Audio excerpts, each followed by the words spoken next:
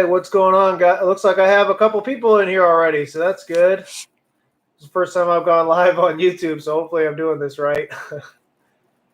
Yeah, some thumbs up and stuff, so that means I guess I'm doing something right. Good. All right.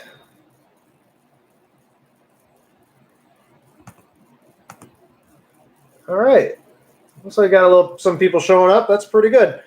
Well, I'm on time, so that's saying something. What's up, guys? So I'm pretty sure it's just me talking, and you guys can just watch me and hear me talk. So I'm pretty much at your guys' disposal. I had somebody come up on a comment at one point asking me if I would do a Ranger School Q&A live like this, and I thought that'd be a good idea and see if you guys might have some questions for me that you'd want me to answer for you. And so I'm here. I'm at your disposal. I can answer anything you want in regard to Ranger School, or really anything you guys want in general. As long as it's nothing like secretive or anything like that. I'm not going to give away any secrets.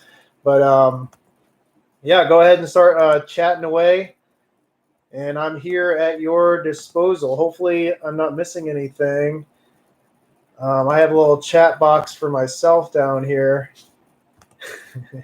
You guys just need to bear with me, okay? Because I've never done the YouTube live before, and it's definitely a little more complicated than like Instagram or something like that.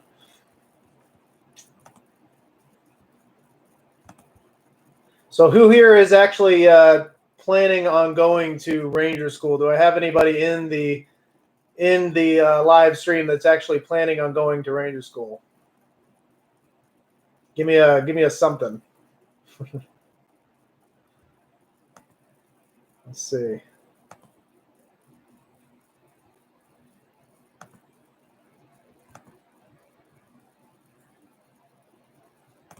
I'm going to try to chat something.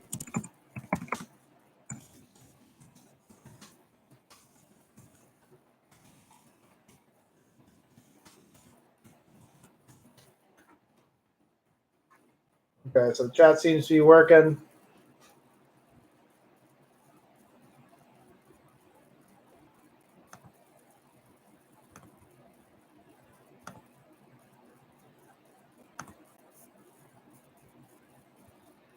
Oh, here we go. Okay. All right. I'm all caught up now, guys. My chat was minimized. I got it up now. Sorry about that.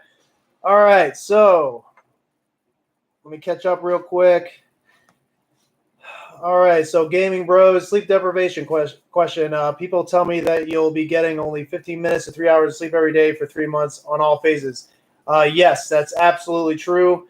I want to say that if we got anything more, so if you're doing patrols, so usually like during Derby phase, Mountain phase, Florida phase, there'll be 5 to 10 days of just constant patrolling. And during those times, you'll only get anywhere from like you said, 15 minutes to 3 hours, which is a lot of sleep during any given night. And you'll be like thankful if you get anything more than like 2 hours of sleep. It'll feel like the sleep gods are raining down on you, and you have had all the sleep you could ever dream of in the world if you get more than 2 hours of sleep in Ranger School during patrols. That being said, that's really only during like the patrolling times that you're in Ranger School. Ranger School isn't out in the field the entire time. There will be times where you're back in the rear per se. In Derby phase, there's no barracks. You'll just be sleeping on like rocks. If you watch my Derby School video, I get a little more into that. But for mountains in Florida, there's actually barracks that you'll go back to. So before you actually go out on your patrols for the field time, you'll be back in the barracks and you'll be learning about you'll be getting classes. You'll be doing lowers and mountains, stuff like that. And then at night, you'll go back to the barracks and sleep. You'll still only get like 3, maybe 4 or 5 hours of sleep. Like you'll never get 8 hours of sleep, but you'll get a little bit more time to rest and recoup. But yeah, man, during patrols, like pretty much no sleep. Like you're just droning the whole time. Especially in mountain phase, you'll get so little sleep, and you're going to be like burning so many calories going up and down the mountains and doing constant patrols that as soon as it turns into night and you put those nods down and it goes green in your eyes, like you'll just instantly start droning and not knowing where you are and almost falling off cliffs and stuff like that. So just, I wouldn't like to go along with that. I wouldn't try to train for sleep deprivation because you're not doing yourself any favors. Just have that mentally in your mind ready to go before you show up to ranger school, that you're just not going to get any sleep, and just try not to let it bother you. All right. Could you explain in detail what the sleep? Yeah, there you go. So I did all that, I think. If you have any more questions on sleep deprivation, just let me know.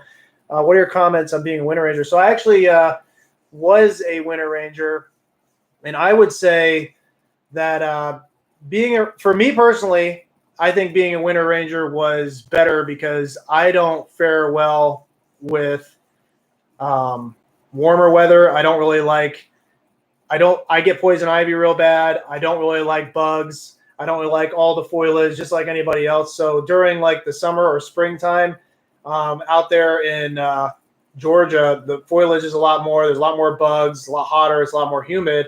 So to me, it would be shittier to go during any time, not during the winter, just because of that alone. But during the winter, you got to deal with snow. It's cold all the time. And it gets bad, man. Like training doesn't just stop because it's snowing, I remember going up during one patrol in mountains where it had just snowed the night before. We woke up and it was like snow up to your knees. And we started doing our patrols, and we had to hike up. I think it was Hawk Mountain. It was like one of the tallest mountains that you hike up there. Hike up to the top of Hawk Mountain, just trudging through the snow up to our knees. I mean, it took like 6 hours to get up that mountain. It was just miserable, man. But I mean, it's a lot better in my mind than dealing with all the bugs and the poison ivy. I didn't get poison ivy once out in ranger school, so that was really nice. But I hate being cold now. So I don't know. I think ranger school is going to suck no matter when you go. So don't try to like plan your date if you want to be a winter ranger or a summer ranger or whatever. I would just go whenever you get the opportunity to go. Just go, because it's going to suck no matter what. And you might end up being one of those guys as a winter and a summer ranger because you're there long enough. All right. So that's my comments on that. Another thing I'll say, being a winter ranger, I was in Florida phase in, I guess it was December into January. I was in Florida, and you'd think being in Florida, even though it's during the winter, that it wouldn't be too cold. But man, I'll tell you, I think it was like the 8th night during the 10-day patrols, and I woke up at like 4 or something in the morning, whenever out of our patrol base, sleep. So I actually put my poncho over myself just to sort of try to keep warm. But when I woke up, I still had my boots on, my uniform and everything. I woke up and my boots were actually frozen together, and I had to like kick them apart because they had froze while I was sleeping because they were wet and it was cold enough. And that was in Florida, man. So it gets cold, dude. It's no joke. All right. Gaming Bros, I don't think it's humanly possible to get that little sleep and survive. It is, man. You wouldn't think that, but it is. It just sucks, man. Like you're just like you're droning pretty much the entire time in ranger school. You definitely aren't thinking straight. It's kind of dangerous, really. I'm surprised more people don't die in ranger school. I'll be honest with you, just because the things that you find yourself doing. I mentioned almost falling off cliffs because you're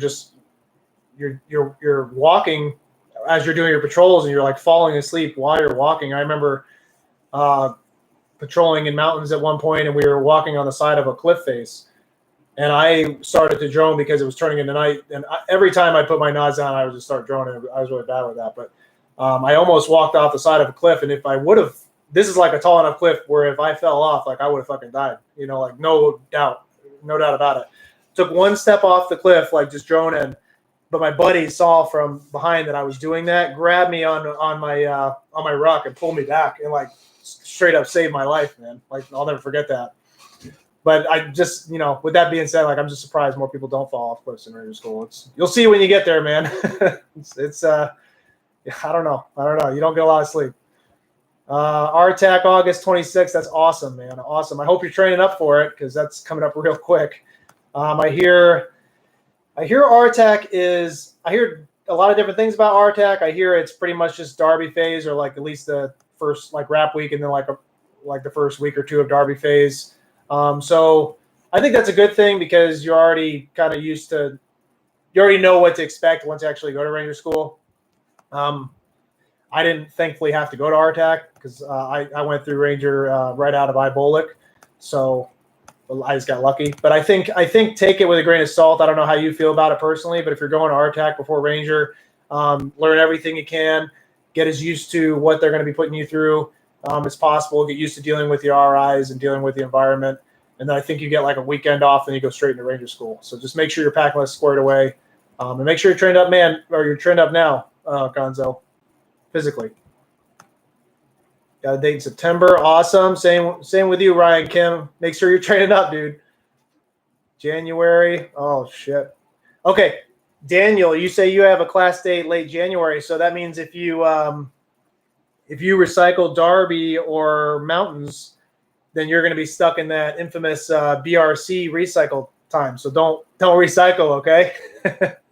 And what I mean, I don't know if you know what I'm talking about, but you're going to end up recycling, and you're going to like be in a 3-week holdover before you start your next phase. And that's going to suck. So just do your best not to recycle. All right, let's see what else we got. Turned in my RAS packet, hoping to hear back soon. That's awesome. I think it's Tavashi. Hopefully you're hearing us, Tavashi. Marine Recon, that's awesome. I actually have a lot of good buddies that I know are recon dudes. They love their fucking job, man. They're like some hardcore, hard charging dudes. I don't think any of them ever went to Ranger, but I know that's pretty common for them to do that. But that's awesome, dude. Good for you. Let's see. Would Trina, okay. Hooney Stang, sorry if I'm messing up you guys' names. Would train-up be different if you went to RASP versus Ranger School? I would say no. I think you're training for the same types of events. I'd say at RASP, especially if you're talking RASP 1. RASP 1 and RASP 2 are like completely different things, just for your guys' essay. RASP 1, they're going to be dicking you down hard. They're going to be putting you through a lot of miles. They're going to smoke the dog shit out of you. They're going to treat you like shit. You know, it's one of those kind of things. You're definitely going to be feeling it at RASP 1. Like that's more of like you got to earn it. You know what I mean? They got to make sure that you actually want to be there. RASP 2 is more professional. That's for officers or for NCOs and above that want to go to regiment, or if they want to stay in regiment, they got to go back through RASP 2 if they get promoted.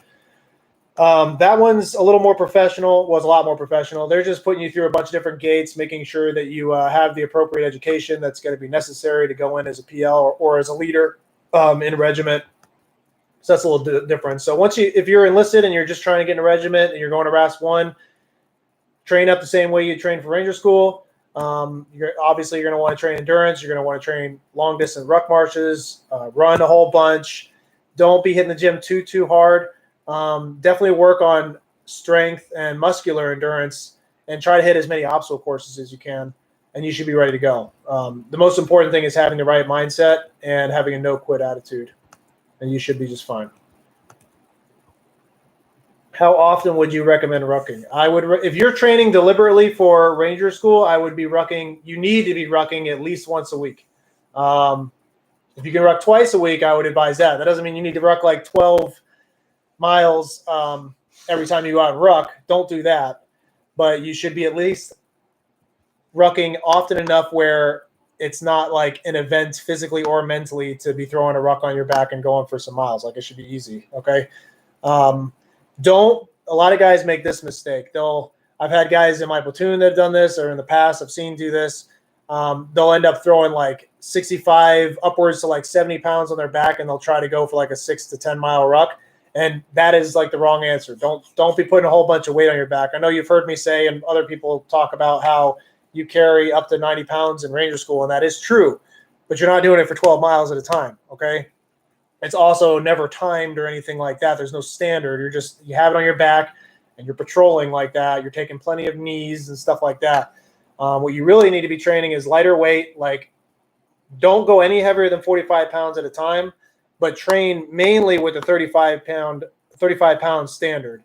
And I would do it up to, I would train like no less than 6 miles at a time and no more than 16 miles at a time. 16 being like the highest you ever really need to go. You don't need to train anything more than that unless you're just trying to really be hood, which is fine. But you gotta like walk that line between training smartly and overtraining. You don't want to just go out there and put a whole bunch of weight on your back because you're just going to be breaking down the cartilage in your knees. You're going to be doing a lot. You're going to be creating like hairline fractures in your shins and stuff, and all those things. You might not even be feeling them that much during training, but once you get to Ranger School and you're really breaking down your body, that's when you're going to see problems because you overtrained. Okay, and you're just going to end up getting kicked out of school or med dropped, and you're really going to feel shitty about yourself then. So don't do that to yourself. Train light, train lots of miles. You should be running a whole lot. Yeah, man, I think I beat that up enough. Remember this, like you need to be training for Ranger School and build yourself up to be physically capable as much as possible before you get to school, because once you get to school, they're just breaking you down. Okay, you don't get stronger in Ranger School. You just get weaker as time goes. So you need to be at your strongest on day one at Ranger School. Okay, so don't be like training sleep deprivation. Don't be trying to put yourself through starvation or anything like that. Okay. All right. So hopefully I beat that up enough. Hopefully you guys understand what I'm trying to tell you. Okay. So Robert Porter, I'm 38, getting ready to go through MEPS and want to go to Ranger School. Would they turn me away for my age? I don't think so. 38. I don't remember what the cutoff is for the Army. If they let you go into the Army, they'll let you go to Ranger School. Okay. Just know that. As long as you pass physical. So you have to pass a Ranger physical, but I don't remember there being anything too crazy on a Ranger physical. The only physical, I've taken a lot of physicals, man. And the only physical that I ever was even remotely worried about was the flight physical, which I passed, and the SEER physical, because they do an EKG for SEER. But for Ranger, it's just like your basic, can you hold a squat? Are your legs working the way they should? Can you breathe good? Can you see? It's really basic stuff. You can get in the Army. You can go to Ranger School. Okay. And age, I was 30. How old was I? I was like I was young 30s, 30.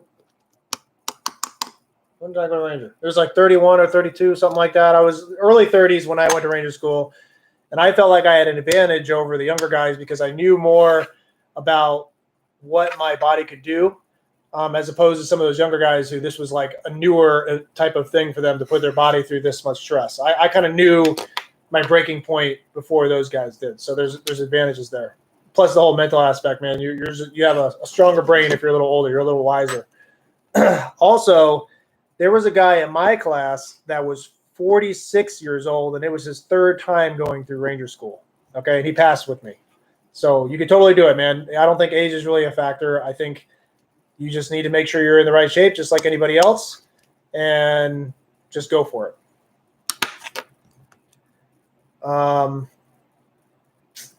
Do you recommend doing a long run and long ruck in the same week?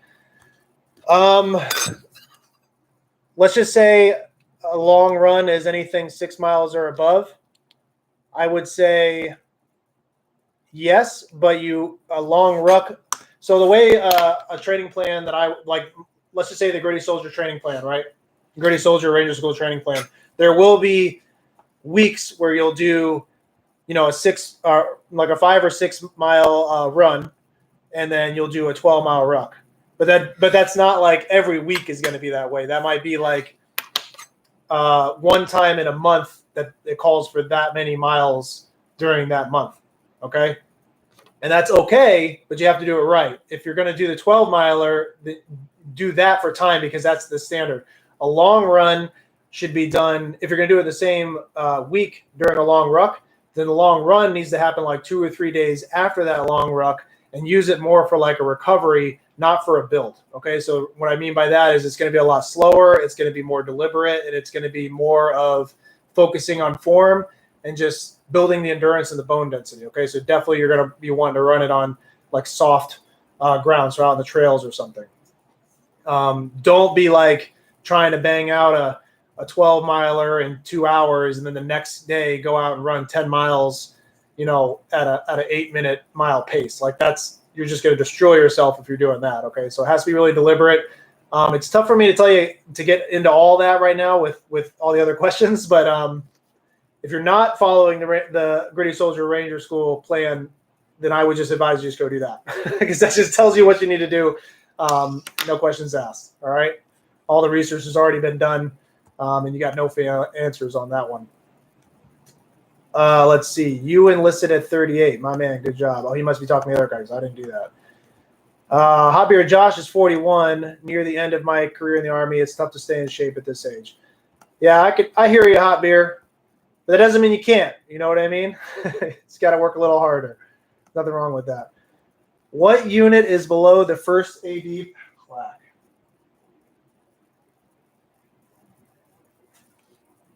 Oh, you guys want me to talk? I'm not going to talk about that. Use your imagination. Okay, so I got to take that down. Everybody keeps calling me out on that one.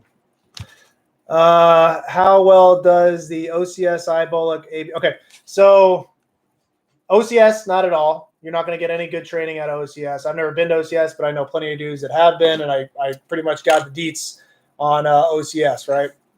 It's not going to train you for Ranger at all. In fact, it's not really going to train you for anything more than like being able to pass the ACFT. IBOLIC, I think, was really good as a train up for Ranger School. Definitely physically. IBOLIC was actually way more physically challenging than I anticipated before I went. Definitely a good Ranger School train up, and that was kind of the running joke, was that the only purpose of IBOLIC was just one long pre-Ranger so that lieutenants could be successful at Ranger School. I would say it definitely was a good way to train up for Ranger School. But that's only the physical aspects. As far as like patrolling goes and all that stuff, from when I went, this was only, that was back in 2017. They were training patrolling, and they did a good job. And you spent like 60 to 70% of the entirety of IBOLIC in the field. So you get used to it that way. But what they teach you and the doctrine that you use during IBOLIC to do patrolling is different than what they teach you in Ranger School. So that's kind of a challenge. Once you get to Ranger School, you pretty much have to brain dump everything you learned academically from IBOLIC and start putting it back with Ranger School doctrine, everything out of the Ranger School handbook, okay? So just know that. Physically, you should be pretty okay. I think you'll have to supplement a little bit, but it's like a pretty decent train up. And like I said, being out in the field all the time, like you'll be so used to the field, it'll be like second nature to you, so that won't be like a shock when you get to Ranger School. But it's the academic stuff you got to watch out for. And I'm not really sure what AB is. Maybe that's armor. And I can't really speak too much on that, but I don't think they're going to train you up physically very well at armor school. I think what you learn at ABOLIC is more like how to brief op orders very well, and you learn a lot more about logistics. Okay, the difference between like an op order from a dude that came out of IBOLIC and ABOLIC, or ABOLIC, is that our op orders were always done with like sticks and twigs and rocks and shit, and we cussed a lot. And then an op order from an armor guy was always done with like really nice terrain models, and they were really strict in the standard, and they always had their notes out and stuff. So they were just really good at reading op orders. That's the big difference.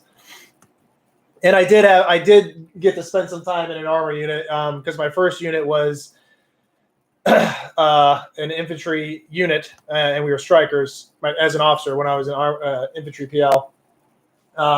We were strikers when I got there, and then we transformed into an armor brigade. So I then became a tank PL for a short time. So I have a little bit of knowledge there too. I had to actually get tested as a tank PL and all that stuff. Has anyone died from sleep deprivation? Not that I know of, man. I think the only guy that ever died in Ranger School was somebody that died from drowning. I think. But Gaming Bros, you're so worried about the sleep deprivation, man. Don't stress it too much, dude. Like everybody will be going through the same shit, and you'll get used to it after the first few days, and you'll just be tired the whole time you're in Ranger School. Okay, so it won't even phase you. You'll be okay. I promise. Just got to my first duty station, Fort Bliss, 11 Bravo. How likely is it that they will give me Ranger School slot to a new guy? Will Sauce. If you want to go to Ranger School, then go tell your first line immediately that you want to go to Ranger School. Okay? You need to be like annoying about it. Just constantly, every day, Sergeant, I want to go to Ranger School. sir, I want to go to Ranger School. Whoever you need to bother, all your leadership, I want to go to Ranger School. I want to go to Ranger School. Just keep saying it over and over and over. You also need to prove that you have what it takes. And what that means is you need to be doing well in the PT test, and you need to be taking charge when you can take charge. All right? You need to be the guy that stands out, which isn't really that hard. You just have to step up and do it. So if you want to go to Ranger School, there are slots for Ranger School, and they're actually dedicated to units, okay? Like there's actually on paper, hey, this unit has this many slots at this time that are available. Are they going to use it or not? Okay, so there is a slot there waiting for you. You just have to convince your leadership to actually put in the paperwork for you to go, okay? And just, like I said, be annoying about it because they have a whole other list of things that they're doing throughout the day, and it's not just about you going to Ranger School, so they might forget. So just every day, I want to go to Ranger School. I want to go to Ranger School. Just keep saying it over and over and over, and you'll get there, okay? That's my advice for you. That goes with anything you guys ever want to do as far as schools go. You just need to be like annoyingly persistent about going to school, and eventually you'll get that slot. Don't ask for it once and not get it and blame the Army for not being able to go to a school, okay? You just didn't try hard enough. Yeah, Ibolic, they do give out, okay, Gaming Bros, Ibolic, they do give out Ranger slots for National Guard officers. After Ibolic, everybody gets a chance to go to Ranger School. But the National Guard officers, if they deny that, if they're like, no, I'd rather not, then they just don't give them a hard time. The active duty officers can actually say they don't want to go as well. But obviously that's like a big no-go in the eyes of your leadership. That happens, believe it or not. Some of those, I'm going to rat out my brethren here, but some of those LTs, the infantry LTs that show up to your unit and they have an excuse for why they didn't go to Ranger School, it's just kind of that's a bullshit excuse, okay? Just know that. Everybody gets an opportunity to go. At least one. Sometimes they get 2 or 3 if they didn't make it the first time. Gonzo25, I've been preparing physically and studying for months, so I feel good. The one thing I want to ask about is land nav, because at my unit, we don't take time to train on it. I don't know what unit you're in, but yeah, that's tough, man. What I would try to do if I were you is get a hold of wherever your land nav site is, wherever the units do land nav at your base. Figure out who might have a land nav course already set up. Somebody's got it somewhere, okay? You just got to find it. It's probably at your unit somewhere. Just somebody has it in the training room or something. Or find a map of the area, start plotting some points, and go find those points yourself on your free time, man. That's what it comes down to. If the unit's not going to take care of you, then you got to take care of yourself. You definitely want to have some practice in with land nav before you go to Ranger School land nav, because it's not the hardest land nav you're ever going to do. Well, it might be, but it's not the hardest land nav I've ever done. But it was one that I almost failed. Personally, I almost failed land nav at Ranger School, just because the points are kind of. It's not a self-correcting course. Some of them are out in swampy areas. If it's raining or rained the night before, they don't give a shit. You're still going out there and doing land nav, and they're pretty far apart. Okay, so you have to be on. You can't make a lot of mistakes. Okay, at Ranger School land nav. And like I said, it's not self-correcting, so you have to actually know what you're doing. So definitely try to get some practice in before you go, however you need to do that. All right. I'm in sniper school. Sweet. Yeah. Yeah. Yeah, the heat and bugs. Oh, benning, man. Benning during the summer, you're right, is no joke. It sucks. Oh, my God. Luckily, I went through Ibolic in the summer, so, it sucked, but it wasn't there wasn't as much on the line. And I went through Ranger during the summer months, the winter months, so the bugs wasn't as bad on me. All right, let's see. I'm trying to catch up here a little bit. Yo, what's up, Dan O. Dillinger? Hope I'm saying your name right, bro. My new platoon. Okay, Gonzo says my new platoon sergeant used to be an RI, so he inspected my packing list and was a grader for my pre-ranger event. He said that my packet is good to go. I'm just continuing to prepare. Okay, good. That's perfect, man. Don't throw that opportunity away. It's great that you have an RI or an ex-RI helping you out like that. That's awesome. That's an advantage that you have. Is there an age limitation for Ranger School? There is. I'm not really sure what it is. I do know it's also waiverable, and I can tell you that the oldest person that I've seen graduate was 48. And he was like that was pretty recent too. It was in the news, like some sergeant major. So, I mean, unless you're pushing 50, you should be okay. And they like it, man. You got to think, like with age and stuff, like Ranger School likes to be, they like to be able to say, hey, look at this guy. He's almost 50 years old and he conquered Ranger School and did it. That's good publicity for them. They're not trying to turn you away. There's always waivers for things in the Army, especially Ranger School. Darby question: can you allude to how your squad came together at the start of Darby? What were some of the TTPs that helped your squad flow smoothly? Okay, so let's see. So I went through Darby twice, and I learned a lot of things from my first time. The first time I went through Darby, I ended up failing patrol, so it wasn't like I always got along with all my guys and all that. I don't usually have an issue with getting along with people. Peers wasn't an issue, but I just failed patrols because I just didn't take it seriously enough, to be honest. But some of the TTPs, as far as coming together, that I took with me from failing Darby and redoing it, I ended up being like a superstar the second Darby because I knew everything, and I tried to take all that prior knowledge and give it to my squad. And one of the TTPs I can say is every day, at least once a day, try to do it like at the end of the day before you go to sleep. Come together as a squad in like a circle, and like literally in a circle, in a group circle, and have like a group peer one-on-one talk with everybody. Like, just be transparent. Just say, hey, look, dude, you sucked today. I don't, no offense, bro, but you need to work a little harder. Or, hey, man, what you did today was awesome. Or, hey, guys, I think this is how we should, when we're setting up our patrol base, I think we should do it like this, and start developing your own internal TTPs, just as if it was like your real squad and you were really going to go downrange. Okay. Take advantage of all the time that you have. I want to say off time, but it's not really off time, but that time that's in between like classes and like anything else. Just come together and talk as much as you can about how you're going to be doing your operations and what you're learning together. And if you're identifying any flaws in each other, they need to be identified right away. Like, don't do the talking behind the back thing. Don't like single any one person out. You might have like that weird dude on the squad that's just like a little odd. Don't have like, you shouldn't have like a friend that's a friend that nobody likes. You know what I mean? Everybody should be on the same page at all times. So just be transparent.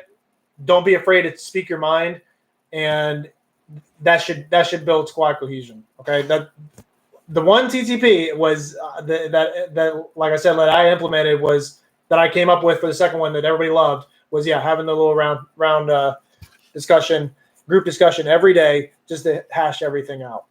So take that with you. You do that. Let's see. Random person. Are you scrolled at a I have both. I have a third bat scroll and I have a Ranger tab. I'm not in third bat right now though. I'll give you that much. How many people flunked Ranger School? So there is a 30 on any given class. There is a 30% pass rate for Rap Week. Okay, so that means 3 out of 10 people that you see at Rap Week are going to pass. So that's already super low, and that's like where the majority of your failures come from. And honestly, I think the majority of Rap Week failures come from the first day, and that's the RPFT. A lot of people should have never been at Ranger School because they did not physically prepare. They didn't take it seriously, and you don't pass the RPFT. And you really don't have an excuse for that, because when you get to Ranger School, the first day, they don't even treat you bad. It's all in processing, okay? And then they let you sleep. I think you only get like 4 or 5 hours of sleep the first night, but they feed you good. You go to the chow hall. Nobody's really screaming at you too much. They're not smoking you. Then you wake up the next day early and you take the RPFT.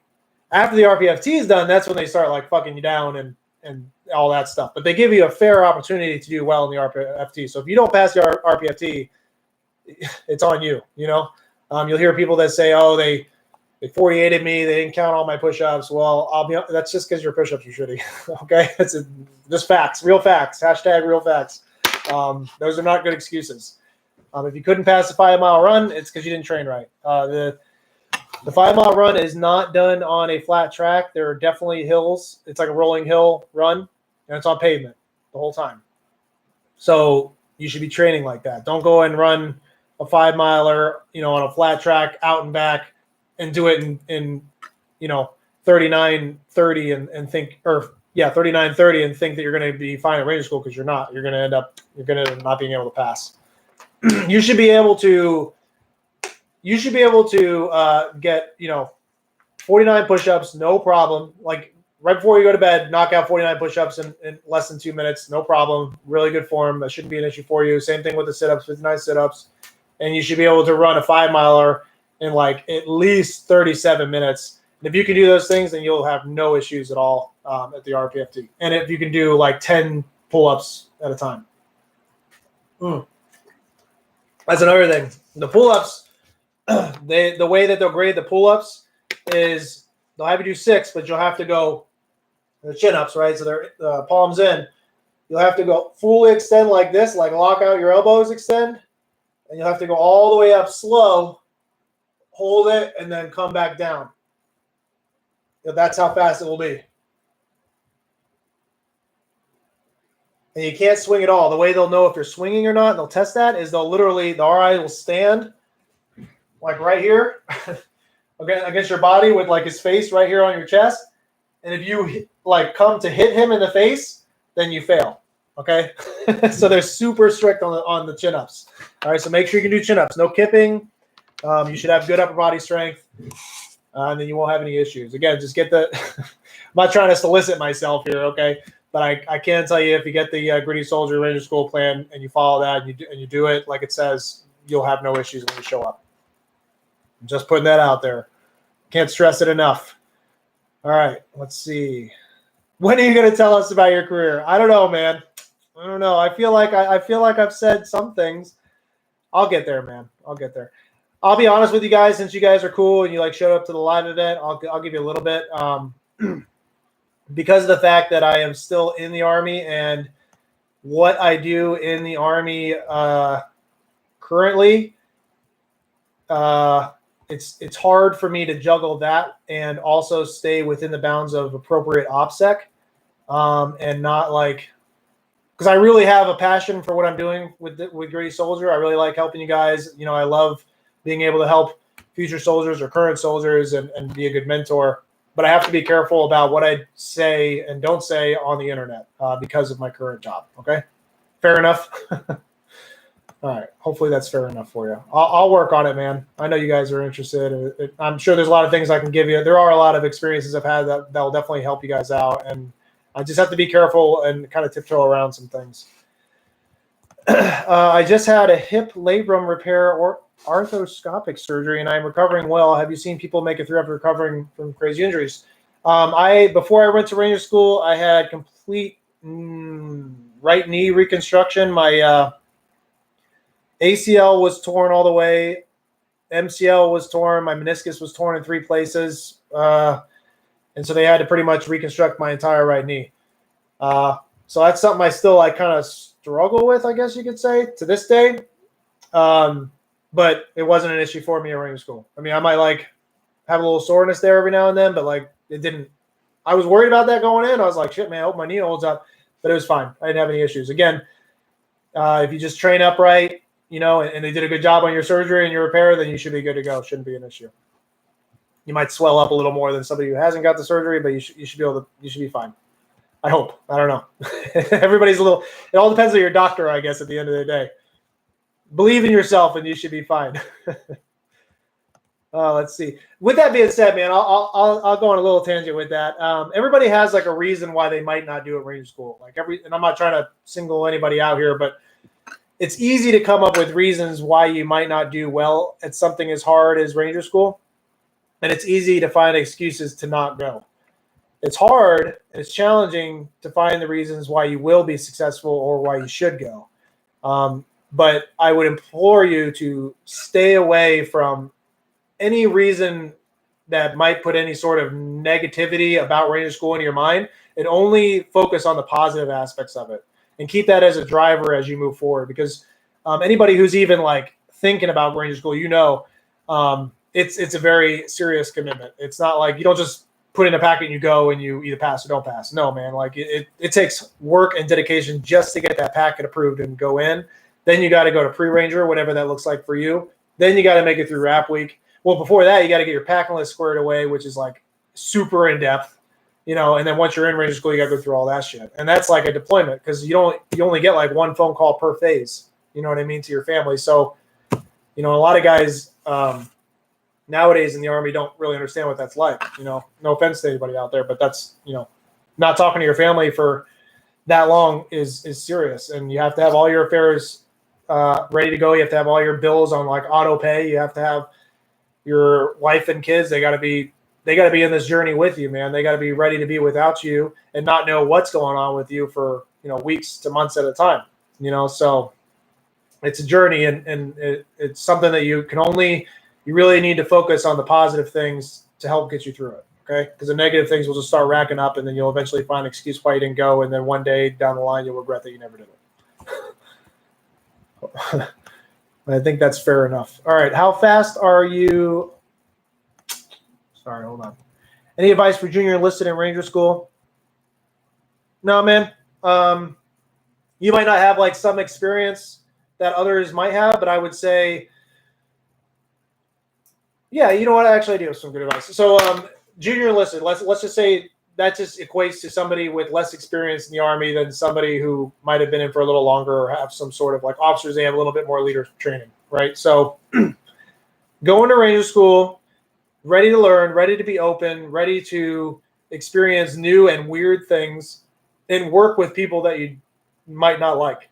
Okay, because everybody that goes to Ranger School, you don't go to Ranger School and earn the tab on your own. It's a complete group event. Okay, everybody gets each other their tab, so you have to be able to work with those people, and you're going to be going through things that are like shocking. I mean, things that are like, there were moments in Ranger School that I couldn't believe the Army was like allowing. You know what I mean? And I've been through a lot of shit in the Army, and there was times in Ranger School I'm like, holy shit, man, I can't believe TRADOC says this is okay. Is this okay? I don't know, but there'll be times like that, and you're going to be doing it together.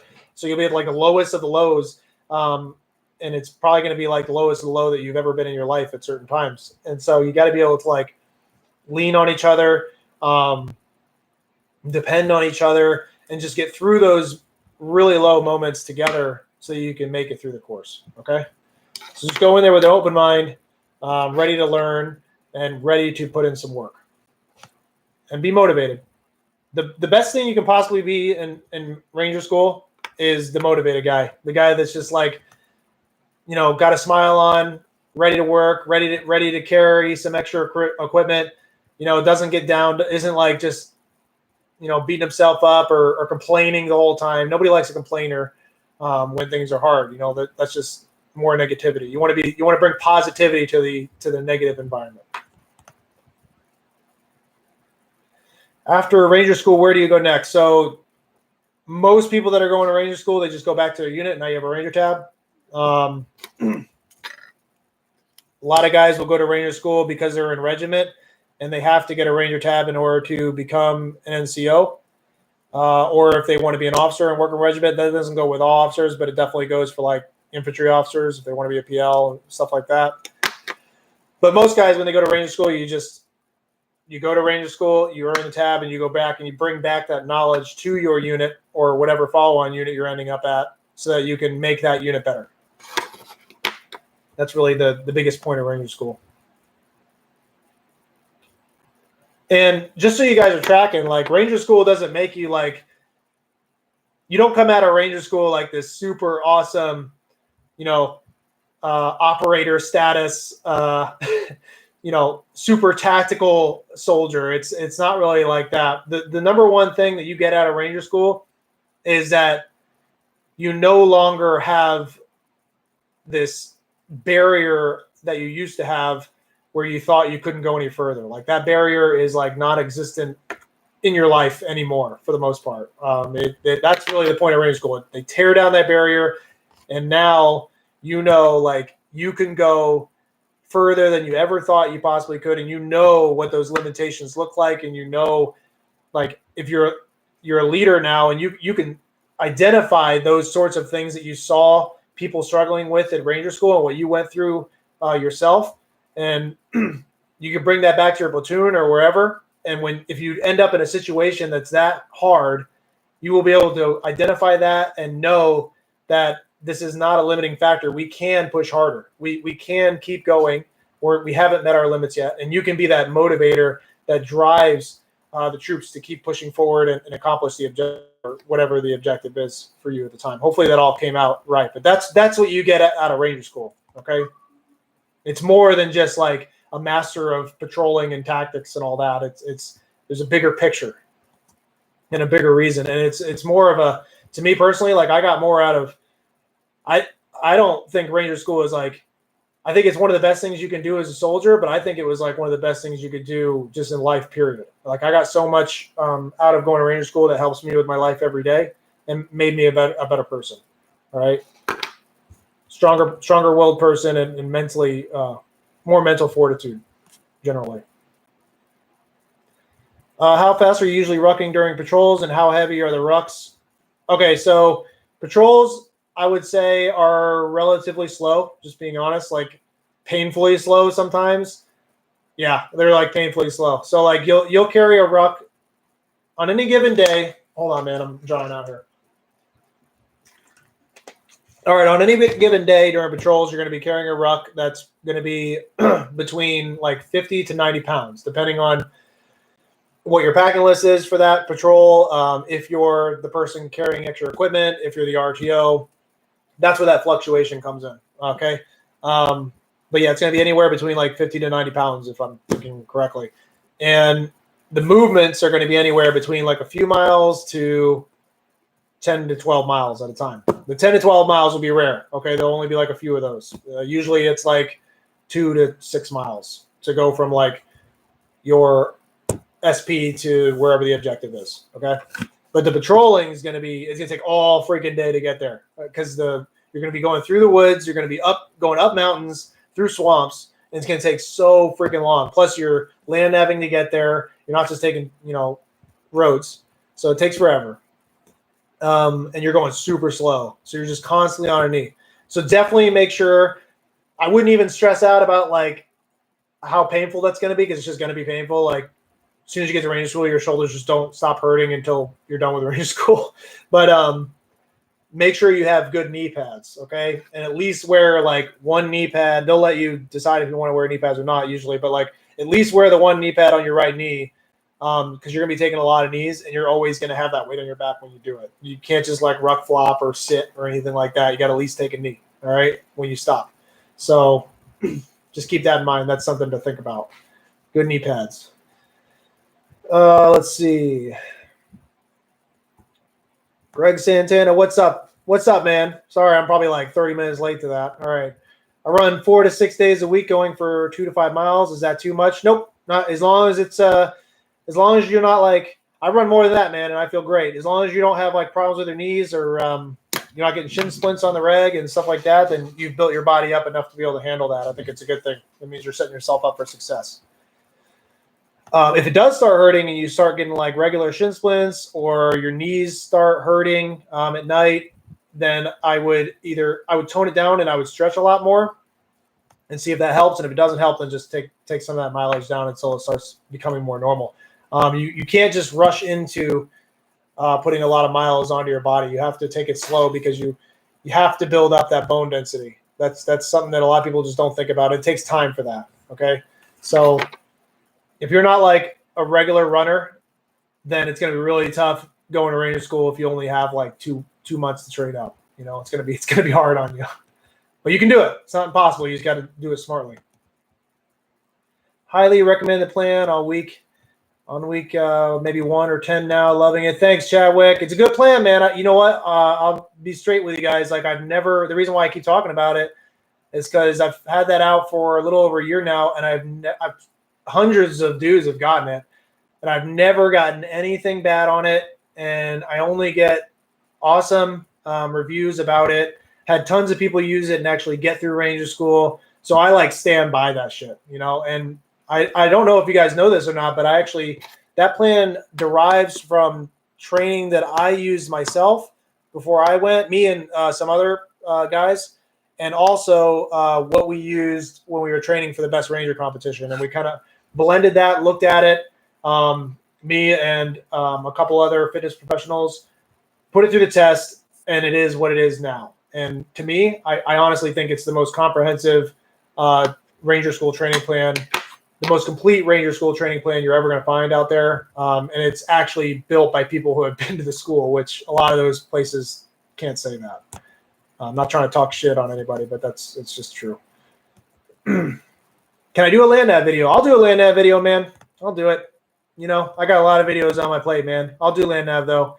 I'm just gonna have to get out there and do it. But yeah, I'll do that for you guys. Advice for a loggy going to Ranger School that has less experience with the RTTs on how to get more proficient. Here, well, I got you guys. I'm trying to go quick and answer as many questions as I can. I know I get on talking tangents, but it's good information, and I hope you guys are listening. Let me show you something real quick. Okay, this isn't like my app or anything. They don't sponsor me or anything like that, but I don't even have it downloaded anymore. But it's called the Ranger Pro app. And it's downloading now, but it looks, hopefully you guys can see that. I tried to download it, so it's called the Ranger Pro app. Ranger Pro, okay? And that app is built, I think it's actually built by RIs, but there's RIs on it, and they give the most current classes and whiteboard classes that you're actually going to see at Ranger School, the most current. And they also have RTTs in there and like videos about Ranger School. That's like the best app you can get for Ranger School preparation. I would highly advise that all you guys get the Ranger Pro app. I think it's like $6, but it's totally worth it. And study the RTTs on there, because that's going to show you what the standard is at the time, because it changes like month to month, believe it or not. There's like little things that like when you turn the selector switch to safety during function check and all that shit. So like go on there, make sure you're following it to that standard, and then get hands on. You definitely want to get hands on weapons from the arms room. Just go to the arms room and tell them you need to pull out some weapons to train for RTTs, and definitely get hands on claymores, because a lot of people fail the claymore. There's so many steps involved in setting up the claymore that you definitely need to be proficient at it. So find some dummy claymores. You can go to the training center on your post and get some, or even you can get dummy claymores like online if you really want to do that, and practice that. And like I said, do it according to the Ranger Pro app. Okay. But you definitely want to make sure you're good to go for RTTs, because it's a failable thing now. And when I went, that was like one of the first classes that all of a sudden they're failable now. And I'm like, oh, fucking great. Luckily I got through it. But there was a lot of guys dropping like flies from RTTs, which is just lame, because it's towards the end of rap week that they do RTTs. So you've already gotten through most of the major gates. And to fail like RTTs after you've already been successful at like the RPFT and Malvesti and, land nav and all that stuff is just kind of a slap to the face. So just be good at RTTs. Don't slack on that. Can any MOS go to Ranger School? Yes. Any MOS can go to Ranger School. We had a chaplain in our class who was actually really good, and he passed no problem. But any MOS can go. Highly encouraged. It's not just an infantry school. It's a leadership school. It is a leadership school. A lot of people will say it's not really a leadership school. It is. Trust me when I say it. It is a leadership school. You will be a better leader when you come out of there. But it's also like life lessons school. It's a really, really good life lessons school. So it's not just infantry specific, even though you'll be learning a lot of infantry stuff. Is there a reason and opportunity to go through RTAC after IBOLIC before Ranger School? No. No, don't go to RTAC. You don't need it. You'll be fine. Don't put yourself through that. If you're going to IBOLIC, just go straight to Ranger as fast as you can after IBOLIC. Okay? Make sure you're physically prepared and you're ready to get through rap week, and brain dump everything you learned from IBOLIC, and just be ready to learn everything they teach you at Ranger. Question for the pumpkin you used for your pasta. Should the can say 100? Yeah, 100% pure pumpkin, Hans. Yep, that's what you should be using. That's what I like. So I get the pumpkin. I put it in a lot of different things, because it's, if you guys like try to keep track of your nutrition, especially if you're training for Ranger School, it's actually really applicable for this.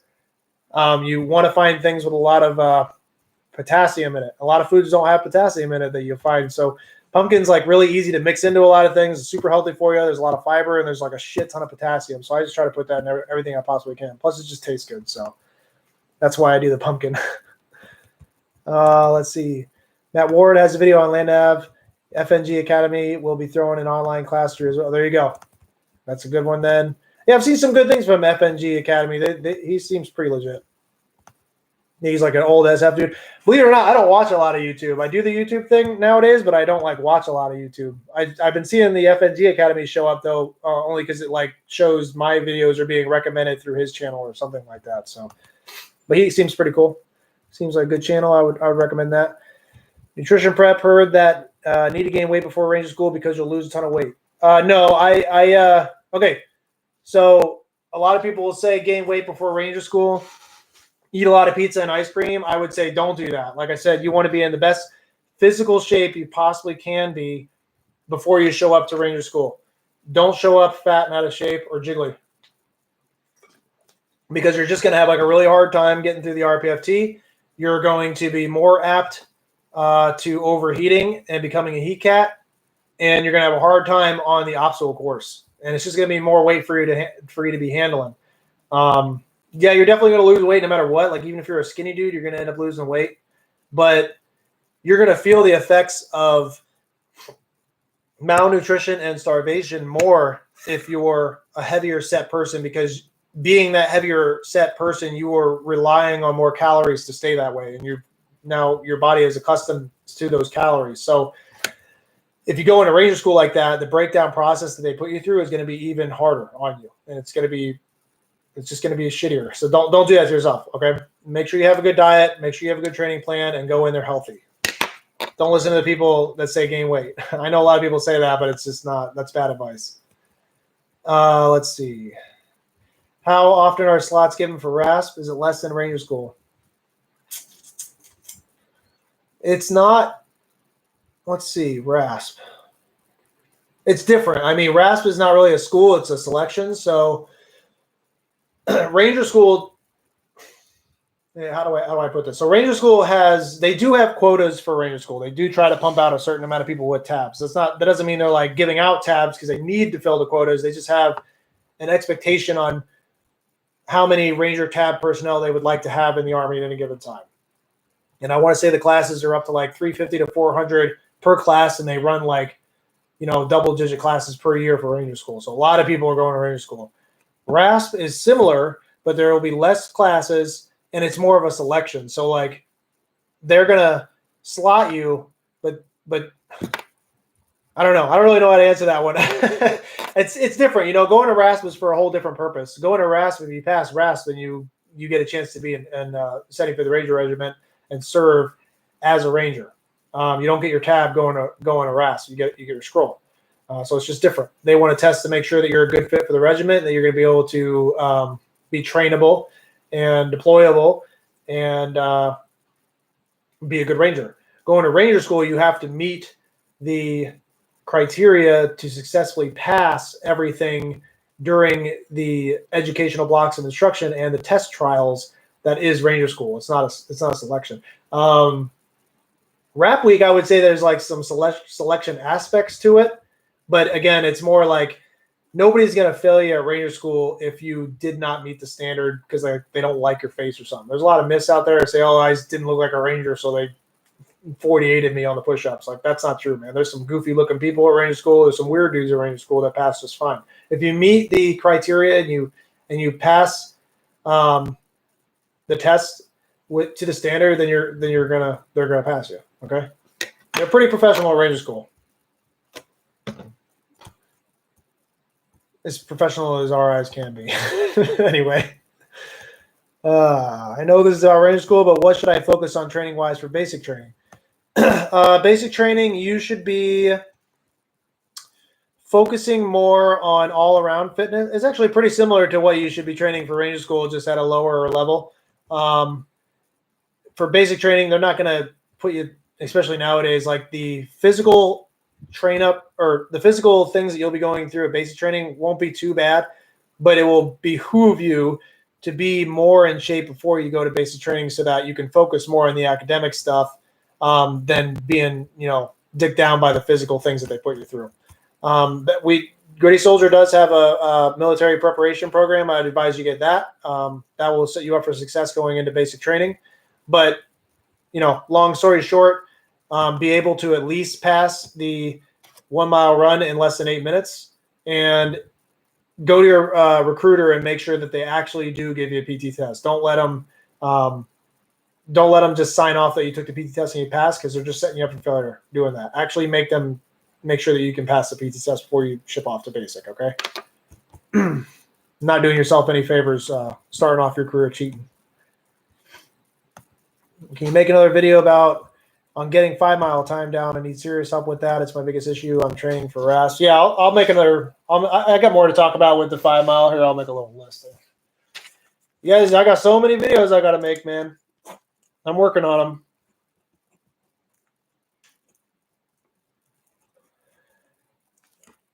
them. All right.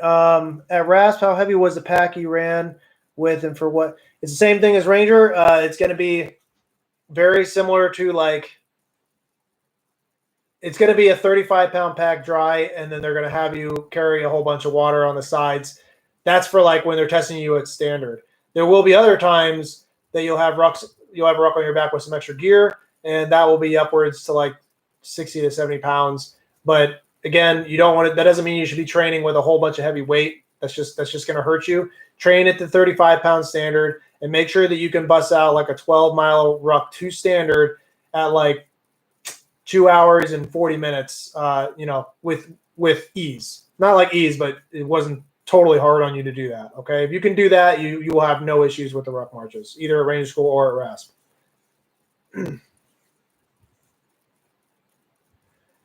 Running in the cold, yeah. Okay.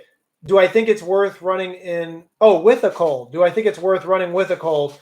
Honestly, dude, I just got over a cold a few days ago, and I always feel I feel better after I run, even if I have a cold. It sucks getting started and everything, but I feel it opens me up, and it gets the blood flowing, and it gets whatever shittiness is inside me out. I don't know if that's scientifically true or not, but I always run even though I have a cold, usually, unless it's I'm just dying or something big baby about it. But if I have a little congestion or something, I'll still go out and run. I just won't go too hard on myself, but I feel it just helps me get over that cold faster. So I'd recommend that. Yeah, sure. How lenient is Parker Gentry says, how lenient is credit when getting the necessary clearances for regiment? How lenient is credit? Oh, credit. You know what? This is one of those moments when I don't know if I'm supposed to say this stuff or not. Okay, I won't give any specific examples, but I can say that I've known a guy before that had bad credit and didn't have an issue getting a TS. So I would assume that would stand true today.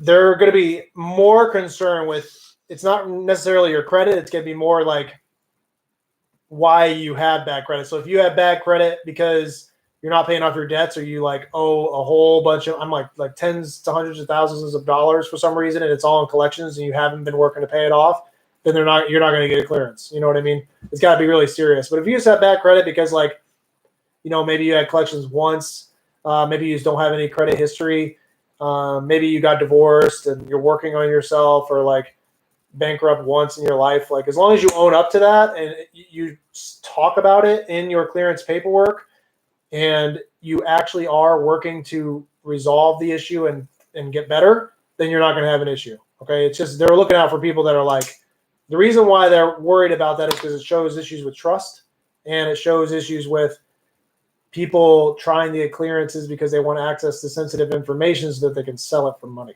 Okay. Because they're so far in debt that they're desperate. Okay. So think of it that way. So as long as you're not one of those people, you should be okay. And they'll see right through it. Nick One Shot Yo Gibbons, I also just got the same surgery. Okay, so there. Yeah. Yeah, just heal up real good with your surgeries. If you have surgeries and stuff like that, try not to let it be a limiting factor on whether you're going to Ranger School or in life in general. I've had a lot of surgeries myself, if that helps you guys. Like I talked about, I had my right knee surgery, complete right knee reconstruction. There's still some like minor issues I deal with that, but I still am able to run marathons. I still almost says still do some other things. Definitely went through Ranger School, and it hasn't really been too much of an issue for me. So just make sure you heal up good, take care of yourself, do what the doctor tells you to do. And if there ever is an issue, make sure you get it looked at and get it fixed again before you go and put more work on it, okay?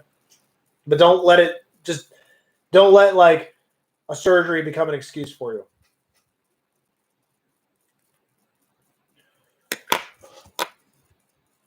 What is the breakdown? Dylan says, what is the breakdown of guys that fail versus guys that quit?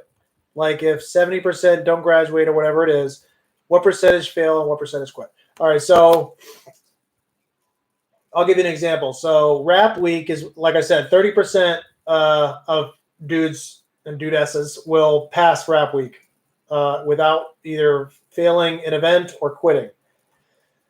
I would say maybe 20% of that quit, and the rest just fail for one reason or the other.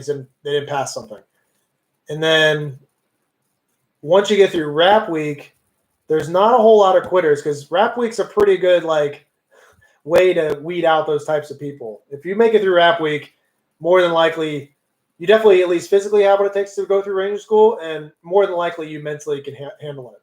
You're not going to quit because you made it through rap week.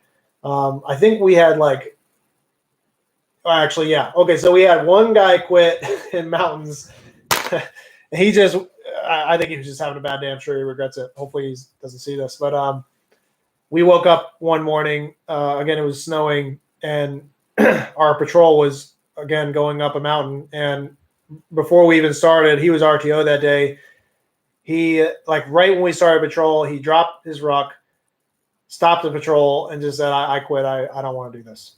And they took his ass out of there. Luckily, he was at the bottom of the mountain because they'll make you just walk back down the mountain. But they just stopped everything, took him, and we didn't see him anymore. And I imagine they just rucked his ass back to camp, and he went home.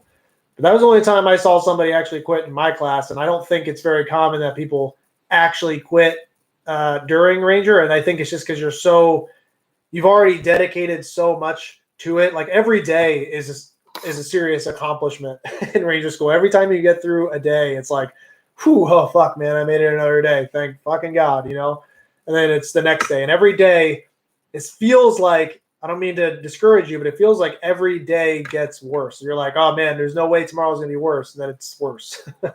But it kind of builds on that sense of accomplishment, so you don't want to throw away everything you've already worked so hard to achieve already. So I think that might be why you think about quitting plenty. You're like, oh, man, I'm there's no way. I just want to quit. This really sucks. This isn't worth it. But the biggest advice I can give, and you might have heard this already, is just take it one step at a time, one meal at a time, one day at a time, one patrol at a time, whatever it needs to be for you. And whatever that next thing is that you're looking forward to, the one after that, remember or remind yourself that's the one where you may or may not quit. It won't be this one. You're not quitting now. Just get through whatever it is now. You can quit later.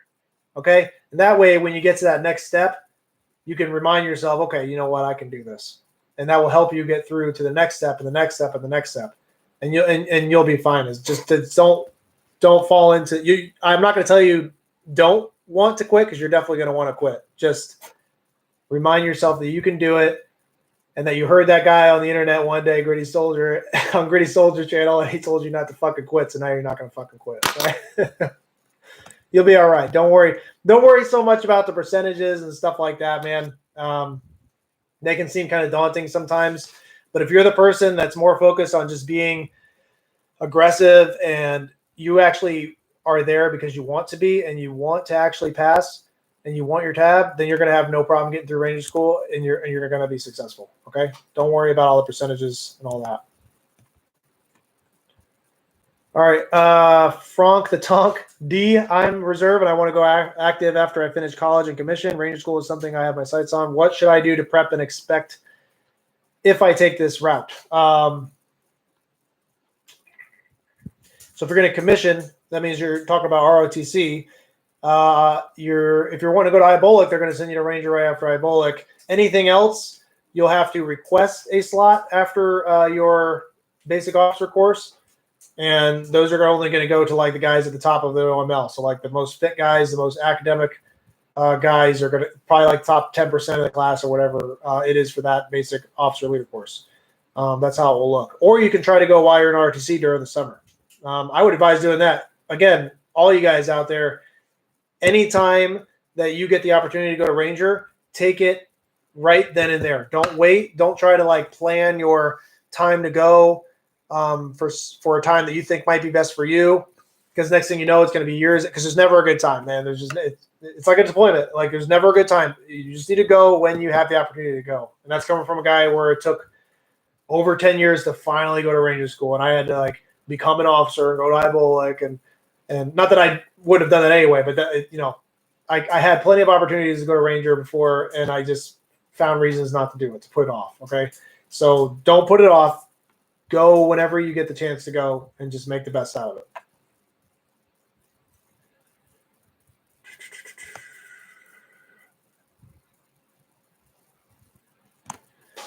Genghis, how is it that Ranger Regiment via RASP is open to soldiers and troops before Ranger School? Okay. I was dumbfounded finding that out. Okay, so RASP, yeah. I mean, it is weird. I guess it's weird. You know why? It's because this is a real answer for you. So, again, only like the brand newer soldiers, the lower enlisted, have to go to RASP 1. And they will be the privates and the specialists in regiment in those Ranger platoons, which is the same breakdown as an infantry platoon. It's just, it's higher tier. It's tier 2 infantry, if you will. So they still need, every infantry platoon still needs, privates, specialists. That's the majority of the platoon, right? Well, you're not going to be able to get all of them Ranger tab. It's just not going to happen. But you still need a Ranger regiment. So they got they'll put them through a selection to make sure that they can at least be a Ranger. But if they want to be a leader in Ranger regiment, they got to go through Ranger school and get the tab. All right, and that's kind of how that's the mindset. But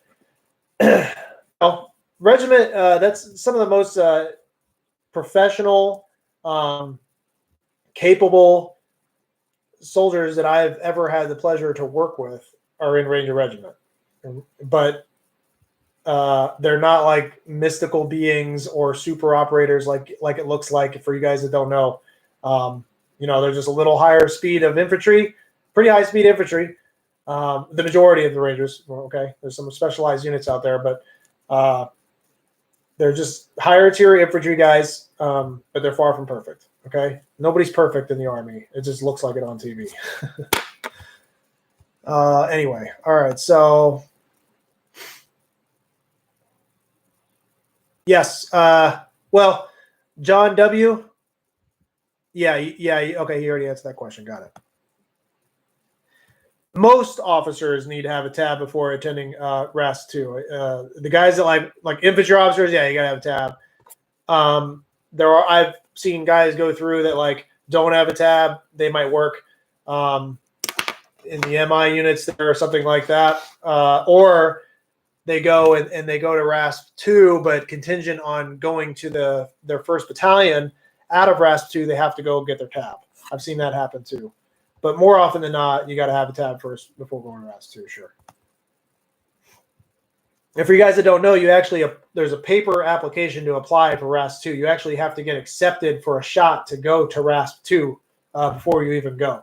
And for officers, there's typically a position that they're looking to hire for, and depending on your record and your resume, they determine whether or not you seem to be a good fit for the position that they're hiring you for. And then RASP 2 is kind of like just to make sure you're good to go. You know what I mean? So that's kind of how it works.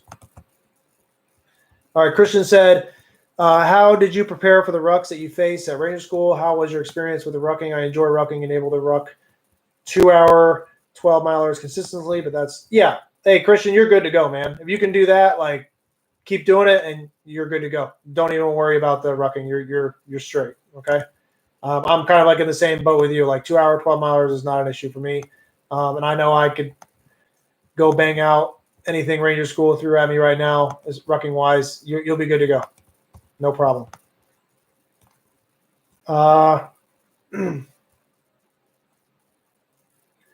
Okay, R. Gonzalez says, how many days do you actually sleep in the field per phase?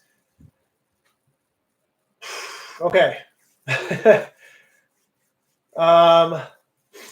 Okay. Darby's, I don't know why I went through Darby twice. That one's kind of like, I'm forgetting a little bit. I want to say it's like 1 to 2 weeks-ish that you're out there at Camp Darby, and you sleep outside the entire time. You sleep in between connexes where you store your extra equipment, and then you keep your ruck out, and you sleep on like these rocks. And they let you take out your pad and your whatever you want, really, and you just, that's where you sleep, and you just sleep all like together, like pretty much sleeping on top of each other in this little area, and that's where you sleep. You sleep outside all the time in Darby. And then you're either sleeping there or you're sleeping out at your patrol base if they're running patrol bases during patrols. For mountains and Florida, mountains patrolling is broken up into 2 5-day FTXs. So for 5 days, you're out running patrols, staying on patrol bases, staying out in the field. And then you come back for like a day or two, do a whole nother deliberate op order, and then you go back out for another 5 days. And then you come back, okay? The time before that, 10 days during mountains, is in barracks. And that's when you're doing, like, you're learning more about patrols, you're doing your lowers and stuff like that. And you do sleep a couple nights out at the I can't remember the mountain that you go to. I can't remember the name. But it's basically the 5 days and then the 5 days. And then for Florida, there's a 10-day FTX. So you leave, you get your final classes, you practice for a few days, and then for 10 days, you go out and you run patrols and you stay out on patrol bases. So that doesn't mean you sleep every night.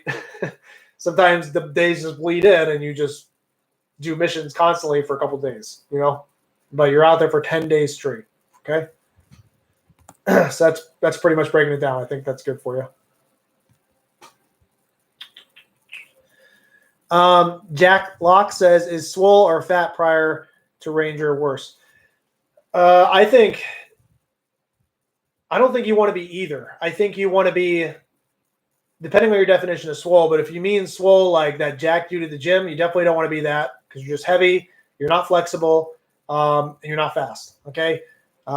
Fat, same thing. You don't really want to be, you want to be able to carry your own weight. You want to be able to, look at it this way. You don't want to be super skinny, but you don't want to carry any extra pounds with you when you go to Ranger School, because it's just going to be more weight that you have to carry. Like a person that weighs more requires more calories and burns more energy during the day than a person that weighs less. Okay. So if you go in there, that's why like the skinny dudes always do good at like selection and Ranger School and long walk and all that stuff, because it just doesn't take as much energy for them to do what they need to do. Okay. So it actually is good to be kind of skinny going into these things.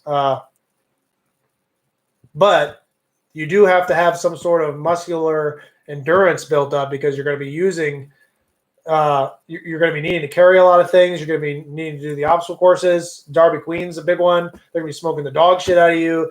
You're going to be required to do certain things that require a good, muscular endurance. It's kind of hard for me to explain it right now, but you don't want to just be hitting the gym all the time, getting big. And you don't want to just be eating like crap and getting fat. You got to find that in-between level. And the best way I can describe it is like overall endurance, tactical athleticism, that best, like what you think of as like soldier shape. You need to be in that, but like times 100.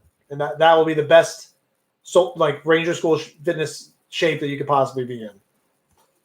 Or just go get the freaking Ranger School program on grittysoldier.com and you'll be set.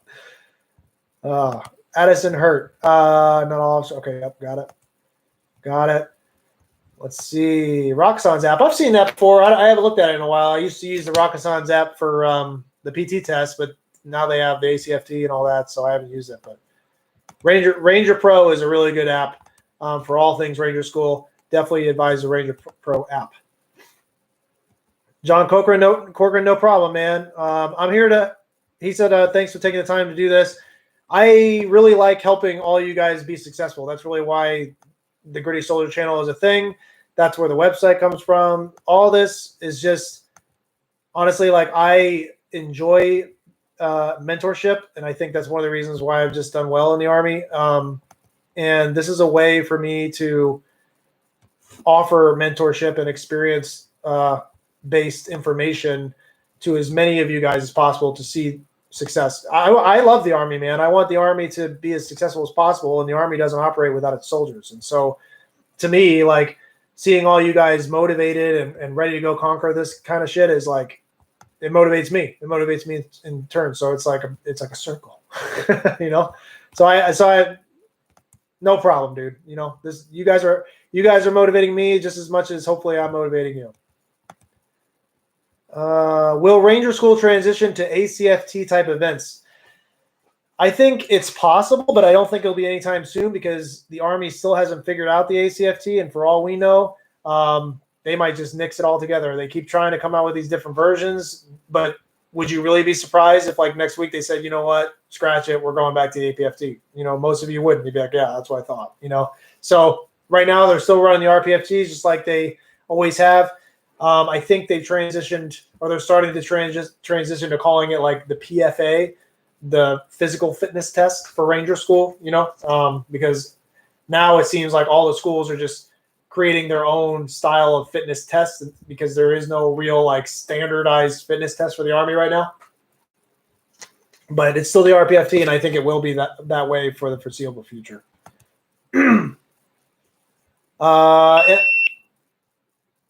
Oh, shit. We've been on here so long that my camera died. All right. So are you able to answer recruiting medical eligibility questions?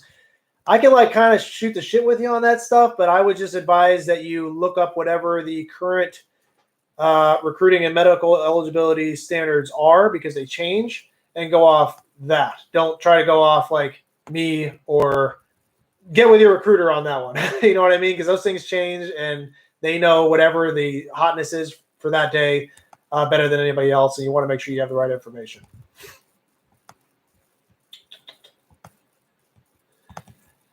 Hans, you talking about meal prep again. He says, besides pumpkin, what's the best for meal prep? Oh, man. I use a lot of I don't meal prep a lot. I don't like prep things too much. I usually just find things that are easy to make quickly. I do a lot of like oatmeal. There's actually another video I'm going to make showing like a little thing I do with oatmeal and eggs. I like to do the pasta thing a lot. Let's see. I don't do too much with the nutrition stuff only because I know that being a soldier, the lifestyle to really take care of your nutrition is very difficult. And I find that the fitness aspect is more important than nutrition if you're looking for performance. If you're looking for like the look and you want to like be lean and have the abs and like all that stuff, then I would reverse that as a physical trainer. And I would say muscles are made in the kitchen, not the gym. Sure, that's true. Like, you know, I can't deny that. But if you're looking for performance, you got to get the physical stuff down first, and the nutrition you have to get it kind of right. You got to get it mostly right. So you're going to want to look for foods for like high protein foods, high carbohydrates if you're doing a lot of endurance work, spending a lot of energy, and low fats. You know, so it's basic stuff. And then the kickers to those things a lot of people forget about is high fiber and high potassium. And I would say the easiest things for that, man, is eat a lot of fruit. Eat a whole lot of fruit. Don't even worry about the vegetable stuff. Eat a lot of like whatever fruit you like. You know, I eat a shit ton of like grapes, apples. Let's see, what else do I like? Pears. As much fruit as you can do. At least try to have like 3 or 4 fruits a day, and you should be squared away on fiber and potassium. Bananas. I eat like 3 bananas a day, man. You know, you can't go wrong with bananas, and they're cheap. So add bananas to like anything you possibly can. All right. Any info on SOCOM? I think he's trying to say SOCOM, but no, I'm not going to give you any info on SOCOM today. Maybe one day. We'll see. We'll see in the next few months here where my work takes me. Kendall the fifth. Kendall V. My only problem is passing the push-ups. I pass everything else on the RPFT. I've been doing push-ups every day and advice to help. Okay. If you want to improve your push-ups, this is actually, I got two good pieces of advice that I actually had a guy, one of my clients, I actually want to tell this to. Every night before you go to bed, max out on push-ups. Every single night. Okay? Just do that. It doesn't matter if you max out on 20 or if you max out on 50.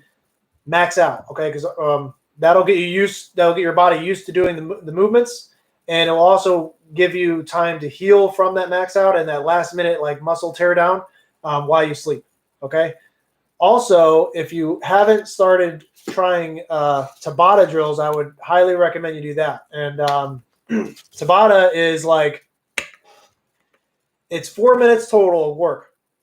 But what you'll do is you'll do 20 seconds of push-ups and then 10 seconds of rest. And you'll do that constantly 8 times. Okay. And you'll see that you'll be able to bang out like 10 to 15 push-ups those first 20 seconds, but it will start like, you'll start reaching failure really, really quickly as you go through that drill. And by the time you're done on like your last set, you'll barely be able to even get done with that set. And that will really encourage, like, you'll be hitting muscle failure at least like 3 or 4 times out of those sets. And it's going to encourage your muscle growth to happen at a faster pace if you regularly encourage Tabata drills. And I would do those like once or twice a week at least. And you can do that with anything you're trying to get better at. So those 2 things, try Tabata, and definitely start maxing out on push-ups before you go to bed. And do them to standard. Like don't rush through it. Do it really deliberately, really slow, and really methodically.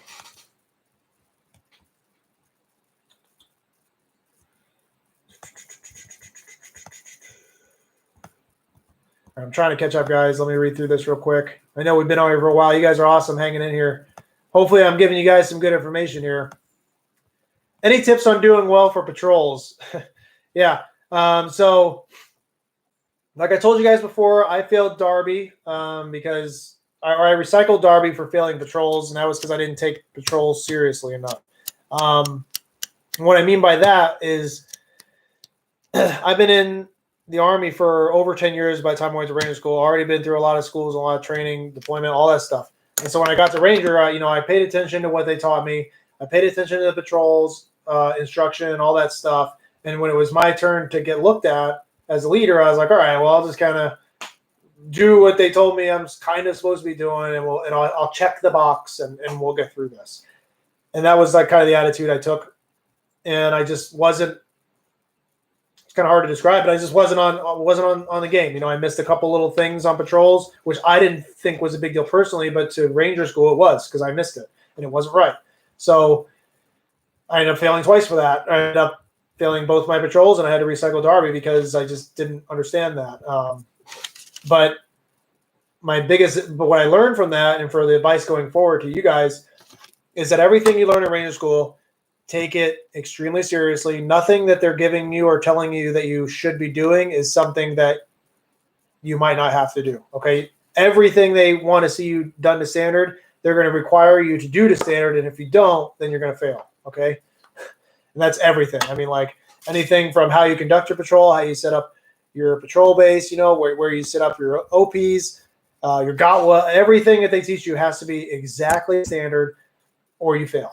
So as you're getting your instruction in your whiteboard classes, take all the notes that you need in your Ranger handbook. You can write in it and have that Ranger handbook ready to go and as organized as possible for you. You can even write like extra pages of notes in there, whatever, and have it out like with you when it's your turn in leadership, and go by that thing like line by line when it's time to set up an ORP, when it's time to push out security, when it's time to do your GAWA, everything. Just read it. Go line by line on the Ranger handbook. That's it. When in doubt, Ranger handbook. And the RIs are going to actually like encourage you to do that, and they will appreciate you doing that. It's not like you're cheating or anything. They want you to use the Ranger handbook.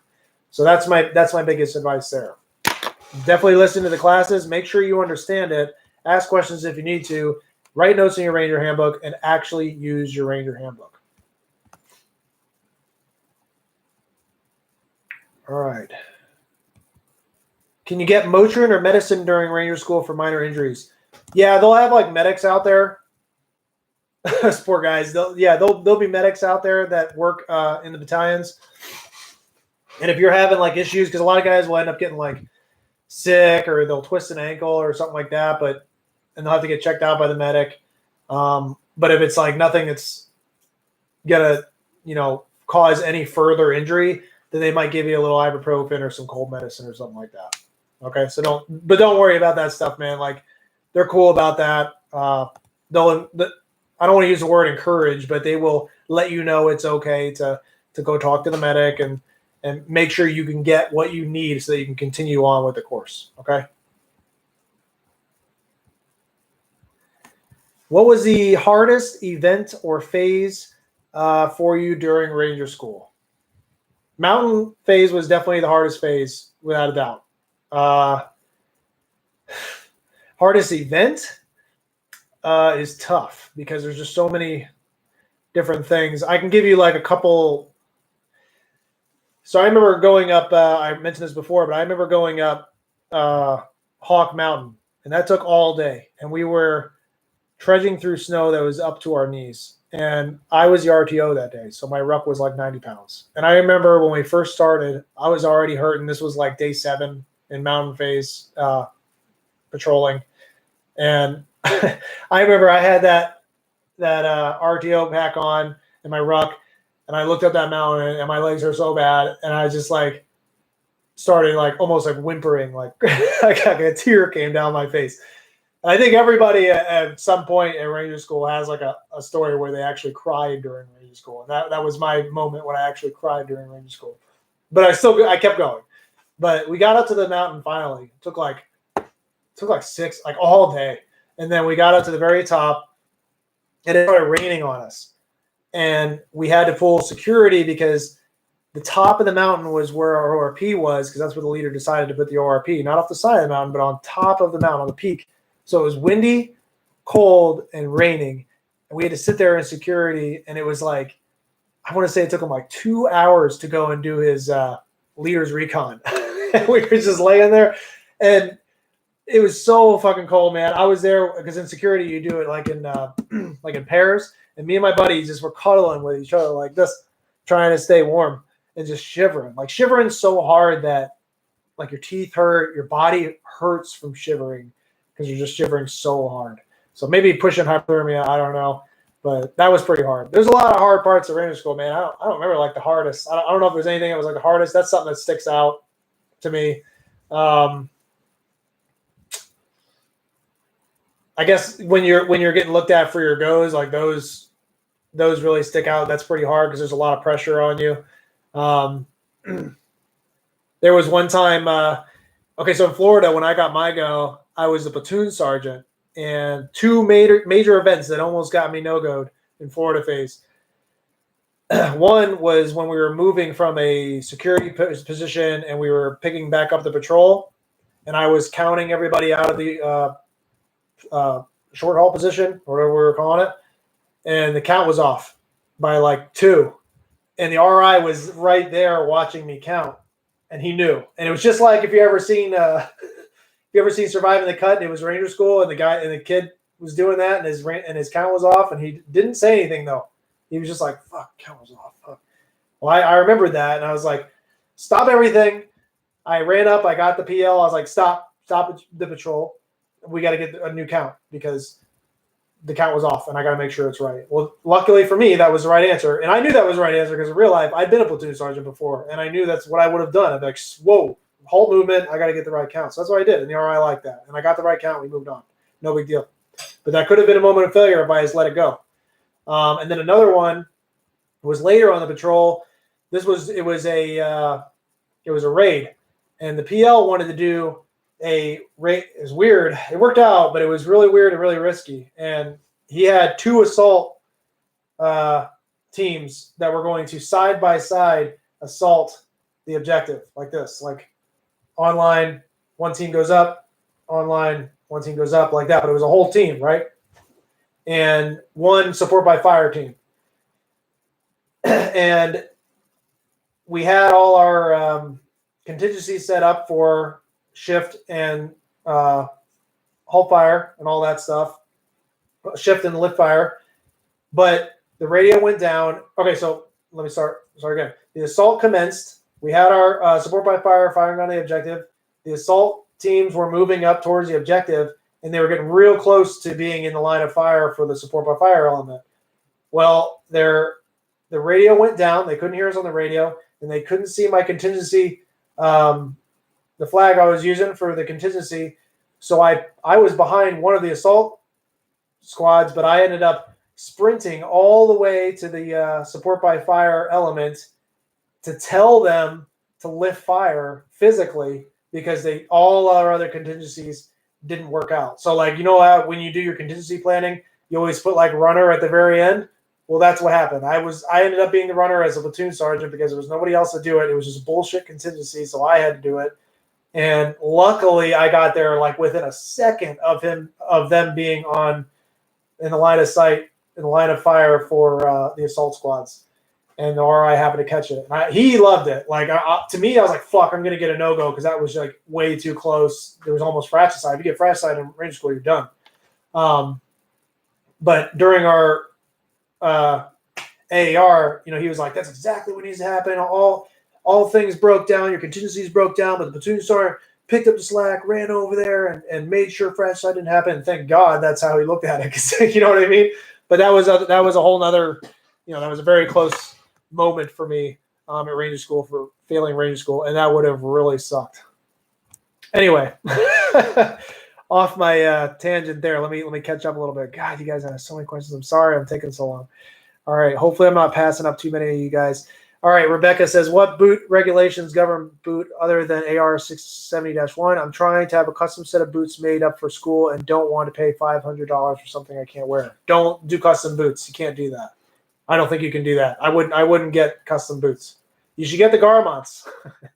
You should get anything that's in 670. Actually, I would just go to the Ranger School website or the Fort Benning website and see whatever's on the list there. They have a list there at the Fort Benning website for Ranger School of what boots you can and can't wear. But the easy answer, and my recommendation, is getting Garmont NFSs, not the Bifidus, because those are just large and clunky. Get the NFSs. And for your winter boots, which you're just never going to wear anyway, it doesn't matter if you're winter or not, just get the Garmont winter boots. There's only one pair that they make. I think they're the Garmont Extremes, and they're like some of the cheapest winter boots you can find, and they're good. They're good boots. So you get the Garmont Extremes, you get the Garmont NFSs, you're good to go. Okay, that's what I would do. I wouldn't take any risk on boots, because if you have boots that are wrong when you get there, they're going to kick you out during the layout, and you will have already passed the RPFD and everything, and like that's just going to be a shitty moment. So don't do that to yourself. All right. Do you know anything about the Ranger pipeline for armor, Bolick? Is there also a pre-Ranger course? Can you talk more if there is? I am pretty sure, I'm like 95% sure that they put you through RTAC after a Bolick. Okay, I'm pretty sure that's how it will go. And oh shit, I lost you guys. Hold on. Yeah, so I'm pretty sure that's how it will go. And yeah, and I don't know if there's like an OML for ABOLIC, but I would assume there is, because I know not everybody goes. So that's what you can expect at ABOLIC. Okay, I got my chat back up. All right, guys, bear with me. I'm gonna go about 5 more minutes, and then I have to go have dinner with the wife. Man, she's gonna be pissed. I didn't think you guys were gonna be on here as long. It's pretty awesome. I'm super motivated that you guys are so motivated. All right. All right, I'm going to answer some of these up. What's the best way to lower your 5-mile run time? Me and only me. What's the best way to lower your 5-mile run time? I'm not going to take up a whole bunch of time here, but I have a video on my channel that's all about 5-mile runs. Go watch that video. That should give you the information you need there. Genghis says, in your opinion or knowledge, is there an advantage to shift from, say, reserve to airborne to build up experience and know how to get to Rangers? No, just go directly. Don't worry about the experience stuff anytime in the Army, okay? Yeah, man. Just I'm trying to make sure that that statement's correct. Nothing. A lot of guys will be like, "No, I want to build experience before I go SF, or I want to build experience before I go Ranger, or whatever." Like, don't do that. Just go, and they'll decide if you're good or not. And if for some reason you're not good enough, then build experience and go back. Okay, but don't waste any time. If there's something you want to go do, then go do it. Don't wait. Okay, because you never know what will happen. It's better to get like hurt or something while you're already doing what you want to do than to get hurt before you can go try out for it. All right. Evan Underwood says, how long after Ranger School did it take you to return to peak fitness trying to go back to SF after Ranger School? I started working out. I was in peak fitness right after Ranger School, bro. I don't know if I'm an anomaly or not, but my mindset was honestly, those last 2 days before graduation that they kind of let you go hang out with your family and then come back, I was going to the gym those days because I knew my body was not going to react well if I took too much time off. So I just started getting back into it immediately after Ranger School, before Ranger School even ended. Okay, and that's how you need to do it. Don't like try to give your time. Don't give yourself too much time to rest and recoup after Ranger. Just keep training and just train smartly and take it easy, but keep training and build your body up, back up for the rebound, and you'll be fine. I want to say I was back to 100% no problem within like a month, and then good to go for anything else. Good to go back to the Ranger, especially SFAS. Let's see. Robbie says, do you have to pass the Ranger fitness test to pass Ranger School? Yes. That's the first thing you'll do is your RPFT at Rap Week. So yes, absolutely. Can you go to Ranger School straight after BCT? I don't think so. I want to say you have to be at least 2 years in, maybe 18 months in service to get Ranger School. There are waivers and stuff. You have to check. You go check the requirements and see what the flavor of the day is. But I have not heard of anybody going right after basic training. Usually it's like some months after that. They're not going to like offer you a Ranger slot at basic training if that's what you're asking me. You might get airborne. I can ask about that.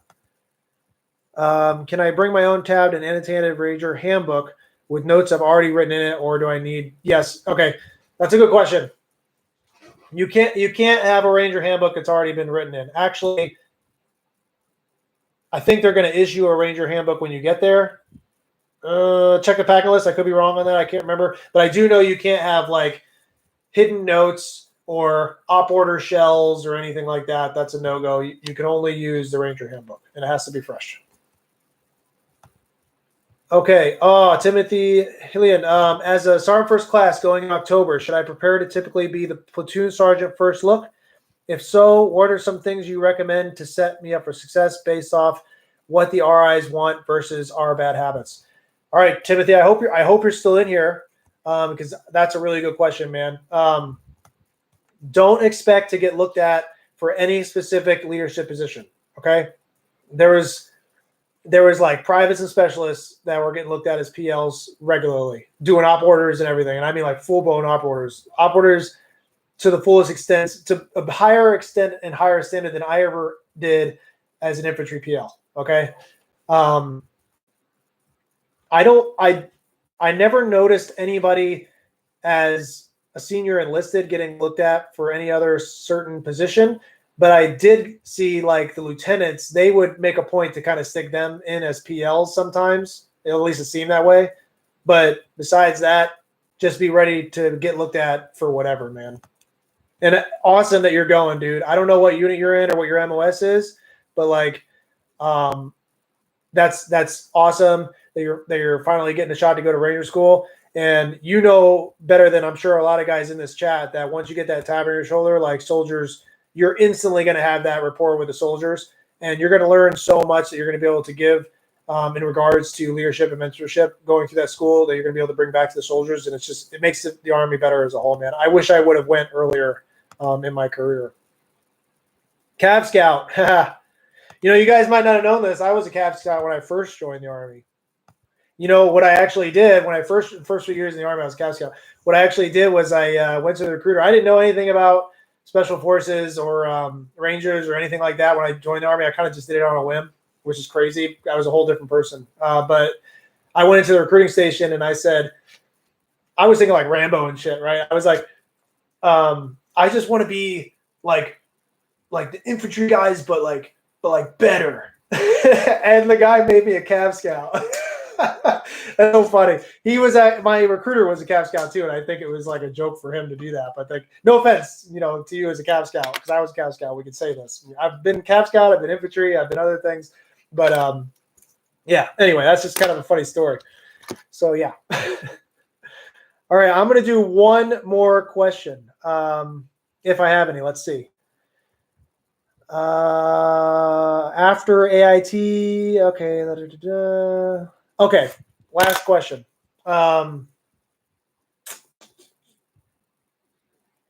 Okay, I'll do this one.